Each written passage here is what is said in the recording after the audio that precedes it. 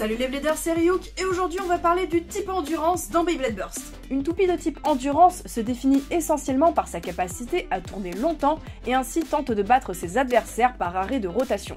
Pour tourner longtemps, la toupie aura besoin de deux choses essentiellement. La première, c'est de limiter les frottements avec l'air et avec la surface du stadium. Et la seconde, c'est de maximiser son équilibre. Voyons voir comment on peut appliquer ça à un combo Beyblade. Tout d'abord, au niveau du layer, on va essayer de chercher la pièce la plus régulière et la plus lisse possible pour avoir la meilleure pénétration dans l'air. L'idéal est que cette pièce soit également la plus équilibrée en termes de répartition des masses. Pour le disque, on cherchera les mêmes caractéristiques, à savoir lisse et équilibré. Plus il sera lourd avec sa masse projetée sur l'extérieur, plus il apportera de l'inertie à la toupie, donc un meilleur équilibre et un temps de rotation augmenté.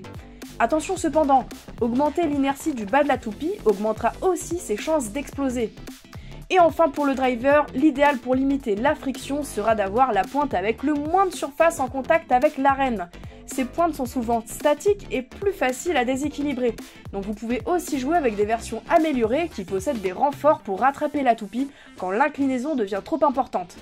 Pour changer la friction, vous pouvez aussi jouer avec les pointes composées d'autres matériaux, comme le métal ou le POM qui glisse mieux que le plastique classique.